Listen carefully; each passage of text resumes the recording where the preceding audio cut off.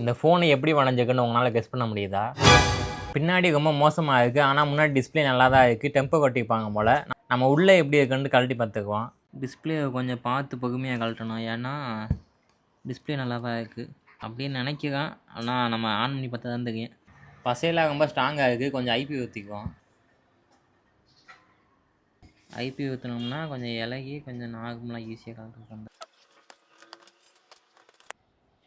உள்ளே ஓப்பன் பண்ணி பார்த்தோம்னா உள்ளே பார்க்க கொஞ்சம் நீட்டாக தான் இருக்குது. ஆனால் நம்ம எல்லாத்தையும் ரெடி பண்ணிக்கலாம். ரெடி பண்ணாலும் எல்லாமே கரெக்டாக வேலை செய்யுமான்றது டவுட்டு தான். இந்த திருப்பிலி வச்சு நம்ம இந்த மாதிரி கூட எடுத்துக்கலாம். நல்லா தான் இருக்குது பார்க்க.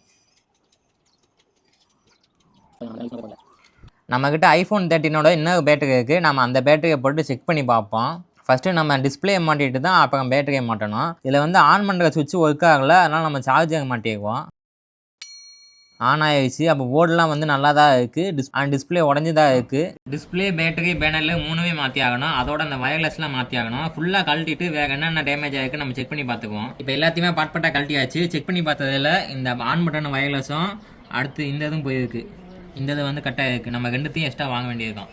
கழட்டும் போது அந்த ஆர்டர்லேயே அப்படி வரிசையை கீழே ஒட்டி வச்சிட்டிங்கன்னா திருப்பி அசம்பிள் பண்ணுறதுக்கு ஈஸியாக இருக்கும். இதுக்கு டிஸ்பிளே வாங்குறதுக்கு முன்னாடி பேனர்லாம் வாங்கிட்டு அதை அசம்பிள் பண்ணிட்டு அப்புறம் டிஸ்பிளே வாங்க தான் நல்லது. அப்போ தான் செக் பண்ணி போட முடியும். அதுக்காக வேறு பேனல் வாங்கியிருக்கோம். இந்த பேனல் என்ன ஒரு நல்ல விஷயம்னா, இது வந்து மதர் போர்டுக்கு தேவையான ஒரு பேனல், ஃபோன்லேருந்து கழட்டின பேனல்.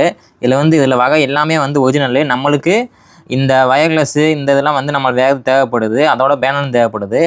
ஆனால் அதுக்கேற்ற மாதிரி இது வந்து ஒரிஜினல் வயர்லெஸ்ஸு, ஒரிஜினல் போர்டு எல்லாமே வந்து ஒரிஜினலாக வந்துருச்சு. நம்ம இதில் கழட்டினதெல்லாம் இதில் தூக்கி அசம்பிள் பண்ணியிருக்கோம். இதில் இருக்கிறதெல்லாம் இதில் தூக்கி போட்டாச்சு. வேறு ஃபோனோட டிஸ்பிளேவும் பேட்டரியும் இருக்குது. நம்ம இதில் போட்டுட்டு எல்லாமே கரெக்டாக இருக்குன்னா நம்ம புது டிஸ்பிளே வாங்கி போட்டுருவோம். இப்போ எல்லாம் மாட்டியாச்சு. இப்போ நம்ம ஆன் பண்ணி பார்ப்போம். ஆன் ஆயிடுச்சு.